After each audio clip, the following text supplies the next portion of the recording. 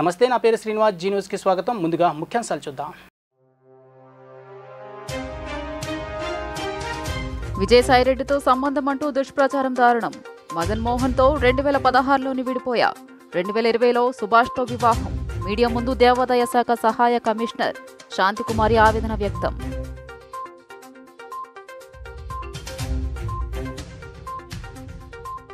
విజయసాయిరెడ్డి సంచలన వ్యాఖ్యలు. దేవాదాయ శాఖ ఉద్యోగిని విషయంలో తన పేరు ప్రతిష్టలు దెబ్బతీస్తే ఆఖరికి సొంత పార్టీ వారిని కూడా వదలను. Vijayasai Reddy strong warning.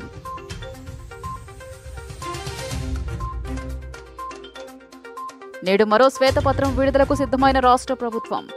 జగన్ హయాంలో ప్రభుత్వ ఆస్తులు, సహజ వనరుల దోపిడీపై మరికొద్ది గంటల్లో శ్వేతపత్రం విడుదల చేయనున్న ముఖ్యమంత్రి చంద్రబాబు నాయుడు.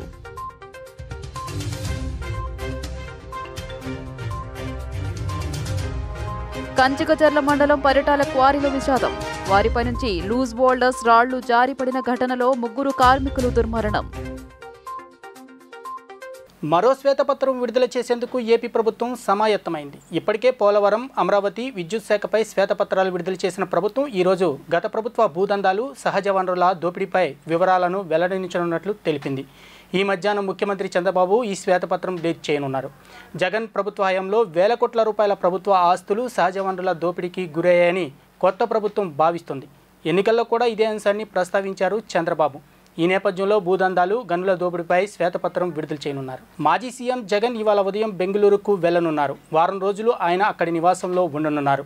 అయితే ఈ నెల 22 నుంచి ప్రారంభమయ్యే అసెంబ్లీ సమావేశాల్లో జగన్ పాల్గొంటారా లేదా అన్నది తెలియాల్సి ఉంది. ఎన్నికల్లో ఓటమి తర్వాత సొంత నియోజకవర్గం పులివెందుల వెళ్లిన ఆయన అక్కడి నుంచి బెంగళూరు వెళ్లిన విషయం తెలిసిందే.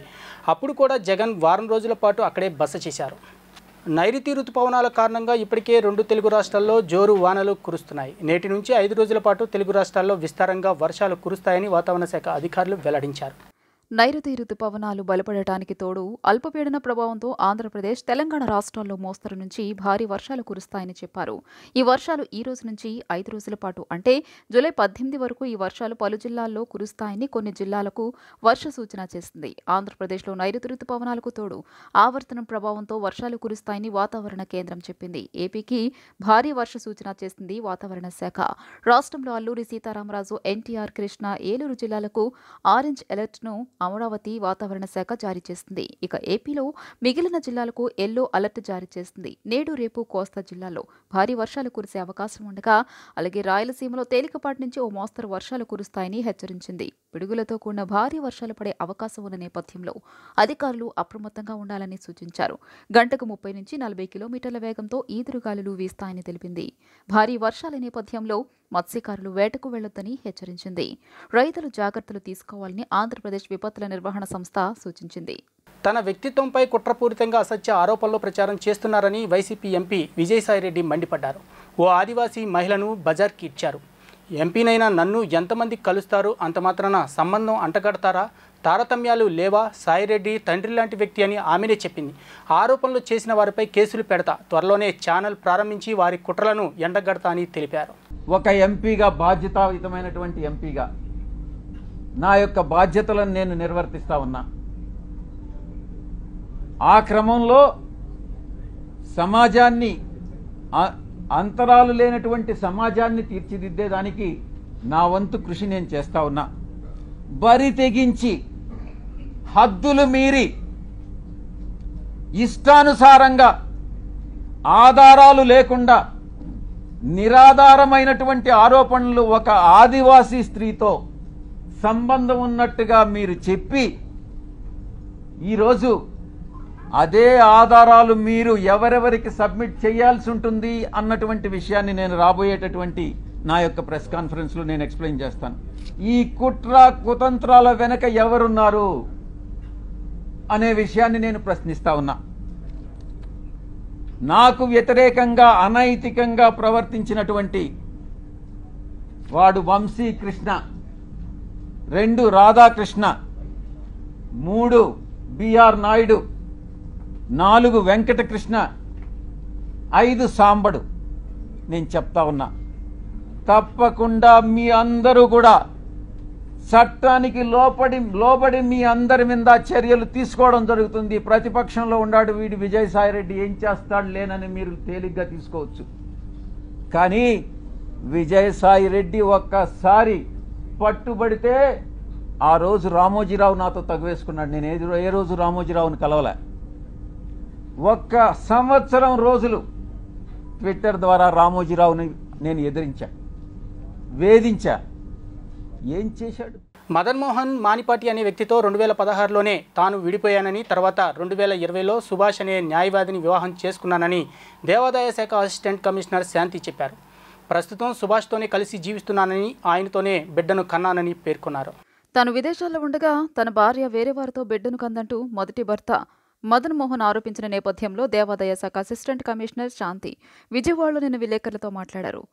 మరొకరి భార్యనని తెలుసు కూడా మదన్ మోహన్ తనను తీవ్రంగా వేధించారని పేర్కొన్నారు. కోట్ల రూపాయలు సంపాదించి తనకి ఇవ్వాలని ఒత్తిడి చేసేవాడని చెప్పారు.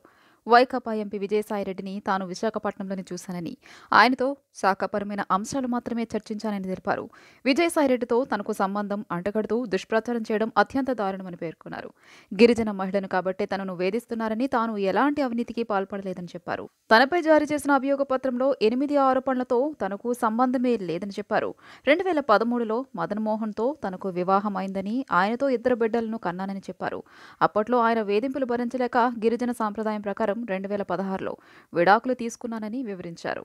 లేదు, నేను పుట్టి పెరిగినప్పటి నుంచి ఒక్కసారిగా ఒక ఎంపీ గారు నాకు పరిచయం అయ్యేసరికి అబ్బా ఇలా ఉంటుంది, ఒక ఉద్యోగము అంటే చాలా చామింగ్గా చేసేదాన్ని, చాలా ఛాలెంజింగ్గా చేశాను. నేను ఫస్ట్ పోస్టింగ్ కదా ఎగిరి చేసినాం మేము. సో నేను సార్తో ప్రేమ సమాజం అనే ఒక ఇన్స్టిట్యూషన్ ఉంది, అది ఎండోమెంట్ డిపార్ట్మెంట్లో పబ్లికేషన్ అయి ఉంది. సెక్షన్ 6C అంటే ఒక అసిస్టెంట్ కమిషనర్ కంట్రోల్లో ఉన్న ఇన్స్టిట్యూషన్ అది. ఆ సమాజంకి 30 ఎకరాల ల్యాండ్ ఉంది. ఆ ల్యాండ్ అంతా కూడా బీచ్ రోడ్లో ఉంటుంది. అందులో సాయి ప్రియ రిసార్ట్స్ అని ఉంది. ఆ రిసార్ట్స్ వాళ్ళు 30 ఎకరాల భూమిని వాళ్ళొక్కరే ఎంజాయ్ చేస్తూ చాలా తక్కువ అమౌంట్ నాకు గుర్తులేదు, అప్ టు 5 lakhs లోపే ఉంది. చాలా తక్కువ అమౌంట్ని వాళ్ళు పే చేస్తూ ఉన్నారు. అది నా దృష్టికి వచ్చింది సార్ ద్వారా. సరే అనేసి నేను ఇన్స్పెక్షన్కి వెళ్ళాను. అప్పటికే నాకంటే ముందు ఒక 10 మంది ఆఫీసర్స్ చూసింటారు అలాంటి, కానీ ఎవ్వరు ఎవిక్షన్ చేయించలేదు. నేను పోయినాను, సాయిప్రియ సార్ వాళ్ళతో మాట్లాడాము. సార్ అన్నారు, మేము ఇది వాడుకుంటున్నాం, మిగిలిందంతా కూడా ఖాళీగా ఉందన్నారు. Then I said that sir మీరు అలా ఉన్నప్పుడు మరి మా భూమి మాకు ఇచ్చేయండి, మాకు అప్పచెప్పండి. ఆ ప్రేమ సమాజం వాళ్ళు వేరే వాళ్ళకి అయినా లీజ్కి ఇచ్చుకుంటారు, వాళ్ళు ₹1 బెనిఫిట్ పొందుతారు అన్నారు. మరి మా 2.5 ఎకరాల్లో వాళ్ళు ఆల్రెడీ అప్పటికే 1/4 బిల్డింగు వాళ్ళ కళ్యాణ మండపం కట్టుకున్నారు, 3/4 బిల్డింగు మన ఎండోమెంట్ డిపార్ట్మెంట్ ల్యాండ్ వాడుతూ ఉన్నారు. సో దట్ ఆ 3/4 బిల్డింగ్కి కూడా నేను చాలా అమౌంట్ నన్నే అడిగారు, ఎంత లీజ్ అమౌంట్ అని. నేను రిజిస్ట్రేషన్ డిపార్ట్మెంట్కి అప్లై చేసి అప్పుడున్న మార్కెట్ వాల్యూ ఎంత ఉందో 22.5 లక్ష అమౌంట్, 5 లక్షల లోపల అమౌంట్ కంటే 22.5 లక్ష అమౌంట్ని ఒక్కసారిగా వాళ్ళకి లీజ్కి పెంచేసి అప్పుడున్న కమిషనర్ గారు అర్జున్ రావు గారు ఇచ్చారు. ఇక్కడ నేను ఎవరి ల్యాండ్ తీసుకొని వచ్చాను? ఎండోమెంట్ భూమిగా తెచ్చాను. ఎవరికి ఇచ్చాను? ప్రేమ సమాజంకేగా తెచ్చాను. గుణదల మేరీమాత పుణ్యక్షేత్రంలో భక్తులకు అవసరమైన అన్ని సౌకర్యాలు కల్పిస్తామని తూర్పు నియోజకవర్గ ఎమ్మెల్యే గద్దె రామ్మోహన్ అన్నారు. ఆదివారం గుణదల మేరీమాత పుణ్యక్షేత్రం పరిసర ప్రాంతాల్లో ఎమ్మెల్యే పర్యటించారు. చర్చిలోని పెద్దలతో మాట్లాడి అక్కడి పరిస్థితుల గురించి తెలుసుకున్నారు. అనంతరం ప్రార్థనా కార్యక్రమంలో పాల్గొని ఫాదర్ ఏలేటి విలియం జయరాజు నుంచి ఆశీర్వచనాలు తీసుకున్నారు. అనంతరం ఎమ్మెల్యే రామ్మోహన్ మాట్లాడుతూ ఈ పుణ్యక్షేత్రం దేశంలో 2వ అతిపెద్ద క్రైస్తవ పుణ్యక్షేత్రమని, ఇక్కడకు వచ్చే భక్తులకు ఏ ఇబ్బందులు కలగకుండా అవసరమైన అన్ని సౌకర్యాలు కల్పిస్తామని హామీ ఇచ్చారు. ఆవరణలో నిర్మాణం జరుగుతున్న చర్చికి ప్రభుత్వం తరపున కూడా సహాయం అందేలా చూస్తానని పేర్కొన్నారు. బస్ స్టేషన్, రైల్వే స్టేషన్ నుంచి భక్తులు రావడానికి ప్రత్యేక రవాణా సౌకర్యం, రహదారుల నిర్మాణం చేయాలని పుణ్యక్షేత్రం దైవజనులు తన దృష్టికి తీసుకువచ్చారని తెలిపారు. సమస్యలన్నింటినీ సంబంధిత శాఖ అధికారుల దృష్టికి తీసుకువెళ్లి వాటిని సాధ్యమైనంత త్వరగా పరిష్కరిస్తానని హామీ ఇచ్చారు. కార్పొరేటర్ జాస్తి సాంబశివరావు, నాయకులు పడాల రామ్మోహన్, నందిపాటి దేవానంద్, దాసరి గాబ్రీ, గంగాధర్ తదితరులు పాల్గొన్నారు. మన భారతదేశంలోనే ఈ దేవాలయం, ప్రత్యేకంగా మేరీమాత దేవాలయం అతిపెద్ద 2వ దేవాలయం. అనేక మంది భక్తులు, చూడండి ఎంతమంది భక్తులు ఇక్కడికి వస్తూ ఉన్నారు. ఈ రోజున ఆ కమిటీ అందరికి కూడా నేను కృతజ్ఞతలు చెప్పే కార్యక్రమంగా ఇక్కడికి వచ్చి దేవుడి ఆశీస్సుల కోసం ఇక్కడ రావడం జరిగింది. మరి దైవజనులు నాకు ప్రార్థన చేసి ఆశీస్సులు ఇవ్వడం కూడా జరిగింది. ఇక్కడున్న కమిటీ వారు కూడా నాకు కొన్ని వాళ్ళకున్న ప్రాబ్లమ్స్ కొన్ని ఇచ్చారు. దాంట్లో ప్రధానంగా బస్ స్టాండ్ నుంచి రైల్వే స్టేషన్ నుంచి వచ్చే భక్తులు, ఎందుకంటే జిల్లా నుంచే కాదు ఇతర జిల్లాల నుంచి కూడా చాలామంది వస్తారు. ఆ భక్తులకి రవాణా సౌకర్యం కల్పించడానికి ఆర్టీసీతో మాట్లాడి అనుకూలమైన విధంగా ఖచ్చితంగా రైల్వే స్టేషన్ నుంచి బస్ స్టాండ్ నుంచి దేవాలయానికి వచ్చి మళ్ళీ దేవాలయం నుంచి వెనక్కి వెళ్ళేటట్టుగా బస్సులు ఒకటి అడిగారు. అదేవిధంగా ఈ యొక్క భక్తులు రావడానికి వీలు ఉండే విధంగా ఈ రహదారులన్నీ కూడా ఒకసారి పరిశీలించమన్నారు. ఇంకోటి మూడో సమస్య అది రహదారులది. ఆ విధంగా చిన్న చిన్న సమస్యలు కూడా ఇచ్చారు.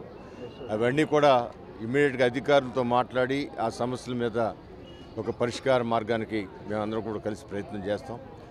ఈ దేవతకి భక్తులకు వచ్చేవాళ్ళు సకల సౌకర్యాలు కల్పించే విధంగా ప్రభుత్వం నుంచి ఎలాంటి అవసరం ఉందో అన్ని అవసరాలు కూడా నారా చంద్రబాబు నాయుడు గారి యొక్క ఆశీస్సులతో అవన్నీ కూడా పరిష్కరించేటట్టుగా.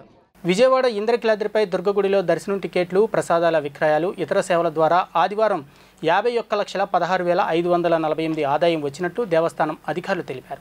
500 దర్శనం టికెట్ల ద్వారా 24,14,000, 300 రూపాయల టికెట్ల ద్వారా 15,31,500, 100 రూపాయల టికెట్ల ద్వారా 4,79,100 భక్తులు సమర్పించిన విరాళాల ద్వారా 9,32,753 ప్రసాదాలు, తలనీలాలు, టోకెన్ల ద్వారా కూడా ఆదాయం సమకూరిందని ఆలయ ఈవో రామారావు తెలిపారు. భగవంతుడితో అనుసంధానమై జ్ఞానాన్ని అందరికీ పంచిన వారే నిజమైన భగవత్ భక్తులని ఇస్కాన్ విజయవాడ జగన్నాథ మందిరం రాధాకృష్ణుల వేషధార అధ్యక్షుడు చక్రధారి దాస్ ఉపదేశించారు.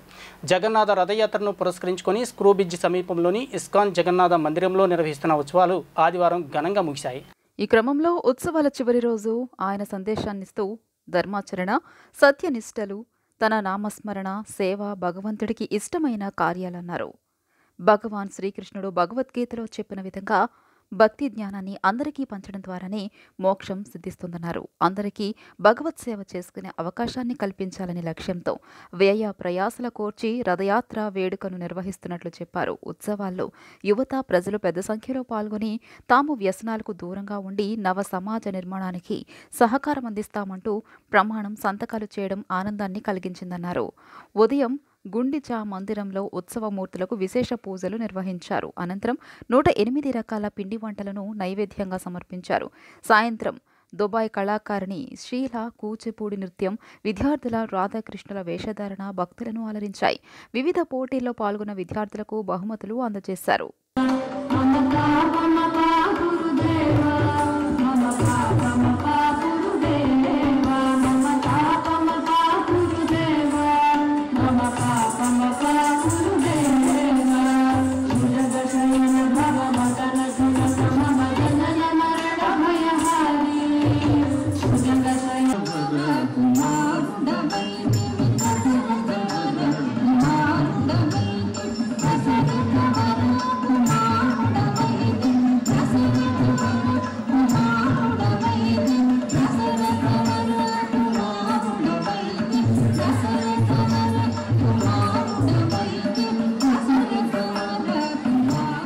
ఆషాఢ మాసంలో గోరింటాకు ఓ ప్రత్యేకత ఉందని శ్రీదేవి సాంస్కృతిక సాంఘిక సంక్షేమ సంఘం వ్యవస్థాపక అధ్యక్షురాలు దూపాటి శ్రీదేవి అన్నారు. దానిలో భాగంగా 300 మంది మహిళలతో మెహందీ పోటీలు నిర్వహించి గెలుపొందిన వారికి బహుమతులు అందజేయడం జరిగిందని పేర్కొన్నారు. ఆషాఢ మాసం సందర్భంగా శ్రీదేవి సాంస్కృతిక సాంఘిక సంక్షేమ సంఘం వ్యవస్థాపక అధ్యక్షురాలు దూపాటి శ్రీదేవి ఆధ్వర్యంలో బీఆర్టీఎస్ రోడ్లోని గాయత్రి కళ్యాణ మండపం నందు మెహందీ, కేశ అలంకరణ పోటీలను ఆదివారం నిర్వహించడం జరిగింది. రాష్ట్రంలోని వివిధ జిల్లాల నుంచి, నగర నలుమూలల నుంచి అభ్యర్థులు ఈ పోటీలో పాల్గొనడం జరిగింది. ఈ పోటీల్లో గెలుపొందిన విజేతలకు దూపాటి శ్రీదేవి బహుమతులను ప్రదానం చేశారు. ఈ సందర్భంగా ఆమె మాట్లాడుతూ ప్రతి నెల తమ సంఘం ఆధ్వర్యంలో మహిళల కోసం ఏదో ఒక కార్యక్రమం ఏర్పాటు చేయడం జరుగుతుందని, దానిలో భాగంగానే మెహందీ పోటీలు నిర్వహించడం జరిగిందని అన్నారు. సుమారు 300 మంది మహిళలు ఈ పోటీల్లో పాల్గొనడం జరిగిందన్నారు. కుల మతాలకు అతీతంగా ఈ పోటీలు నిర్వహించడం జరిగిందని చెప్పారు. ఆషాఢ మాసంలో గోరింటాకు ఓ ప్రత్యేకత ఉందన్నారు. పోటీలే కాకుండా తమ సంఘం ఆధ్వర్యంలో పలు సేవా కార్యక్రమాలు నిర్వహిస్తున్నామని తెలియజేశారు. శ్రీదేవి సాంస్కృతిక సాంఘిక సంక్షేమ సంఘం ఆధ్వర్యంలో నేను ప్రతి నెల ఏదో ఒక ప్రోగ్రాం అందరి సహకారంతో నేను చేస్తూ వస్తున్నాను. అలాగే ఆషాఢ మాసం అంటేనే గోరింటాకు అంటేనే ఆడవాళ్ళు చక్కగా అందరూ ఆషాఢ మాసంలో గోరింటాకు పెట్టుకుంటారు అన్న ఆలోచన నాకు వచ్చింది. ఇదే కాంపిటీషన్ పెడితే బాగుంటుందని. అయితే ఆషాఢ మాసంలో ప్రత్యేకత ఉంది, గోరింటాకి ఒక విశిష్ట స్థానం ఉంది. అల్లుళ్ళేమో ఆషాఢ మాసం అంటే ఇంకా రకంగా అల్లుళ్ళు అత్తవారింటికి వెళ్ళకూడదు, కోడళ్ళు అత్తవారింటికి వెళ్ళకూడదు అనే కాన్సెప్ట్ కూడా ఉంది. కానీ నేను సరదాగా ఈసారి నేను మెహందీ పెట్టడం అన్నది అంటే గోరింటాకు బదులు ఇప్పుడు గోరింటాకు రుబ్బి ఇక్కడ తీసుకొచ్చి అంటే కష్టం కాబట్టి కోన్ తోటి మెహందీ కాంపిటీషన్స్ పెట్టాను. సుమారుగా 300 మంది వచ్చారండి. దాంతో పాటు మనకి ఆడవాళ్ళకంటేనే కురులు అంటే ఇష్టం, జుట్టు చాలా ఎంతోమందికి జడలంటే చాలా ఇష్టం. ఆ ఉద్దేశంతో నేను హెయిర్ స్టైల్ కాంపిటీషన్స్, రకరకాల జడలు, ముడులు ఏదైనా సరే అని పెట్టానండి. చాలా విశేష స్పందన వచ్చింది. వీళ్ళందరి సహకారంతో నేను పిఎంజే గోల్డ్ వాళ్ళు, గణేష్ గిఫ్ట్స్ వాళ్ళు వీళ్ళందరూ నాకు స్పాన్సర్ చేశారు. ఇంకా ఈ కార్యక్రమాలు ఇంకా నేను ప్రతి నెల నిర్వహిస్తానని మీడియా సోదరులందరికీ కూడా తెలియజేస్తున్నాను. ఈ కార్యక్రమానికి 300 మంది రావటం అంటేనే విశేషము. ప్రతిసారి నన్ను ఎంకరేజ్ చేస్తూ వస్తున్నారు వీళ్ళందరూ. చాలా చాలా ధన్యవాదాలండి. ఇలాగే ప్రతి వాళ్ళు నన్ను ఎంకరేజ్ చేస్తుంటే నేను ఇంకా అనేక కార్యక్రమాలు చేస్తాను అని కోరుకుంటున్నాను. Thank you. ఉత్తర భారతదేశంలో భారీ వర్షాలు కురుస్తున్నాయి. ఉత్తరాఖండ్, హిమాచల్ ప్రదేశ్లో వరద బీభత్సానికి జాతీయ రహదారులు మూసివేశారు. ఢిల్లీలోని ఇండియా గేట్, పార్లమెంటు పరిసరాల్లో కుండపోత వర్షం కురిసింది. రాబోయే 5 రోజులు వర్షాలు కొనసాగుతాయని అధికారులు పేర్కొన్నారు. మరోవైపు అస్సాంలో 27 జిల్లాలకు వరద ముప్పు పొంచి ఉన్నట్లు హెచ్చరించారు. ముంబైలోనూ 5 రోజుల పాటు భారీ వర్షాలు కురుస్తాయని తెలిపారు.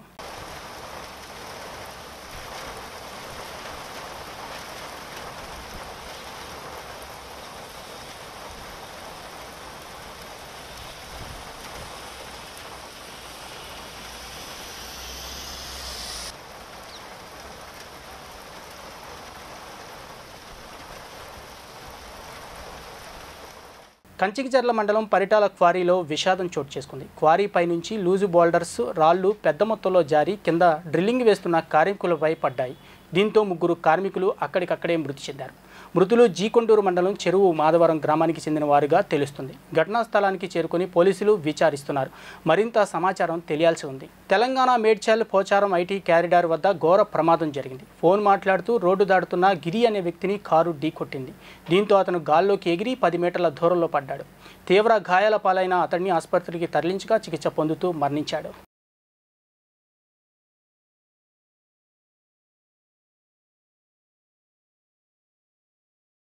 జీ న్యూస్ ముగించే ముందు ముఖ్యాంశాలు మరోసారి చూద్దాం.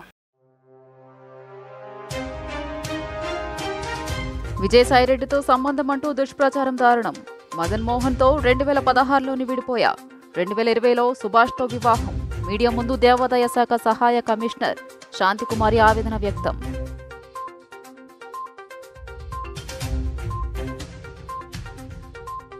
విజయసాయిరెడ్డి సంచలన వ్యాఖ్యలు. దేవాదాయ శాఖ ఉద్యోగిని విషయంలో తన పేరు ప్రతిష్టలు దెబ్బతీస్తే ఆఖరికి సొంత పార్టీ వారిని కూడా వదలను. Vijayasai Reddy strong warning.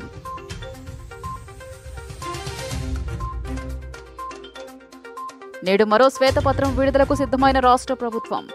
జగన్ హయాంలో ప్రభుత్వ ఆస్తులు, సహజ వనరుల దోపిడీపై మరికొద్ది గంటల్లో శ్వేతపత్రం విడుదల చేయనున్న ముఖ్యమంత్రి చంద్రబాబు నాయుడు.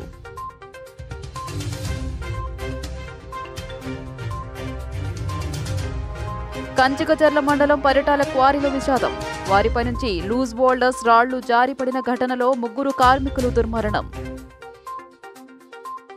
జీ న్యూస్ ఇంతటితో సమాప్తం. తిరిగి ప్రసారమయ్యే కార్యక్రమంలో మళ్ళీ కలుద్దాం. అంతవరకు సెలవు. నమస్కారం.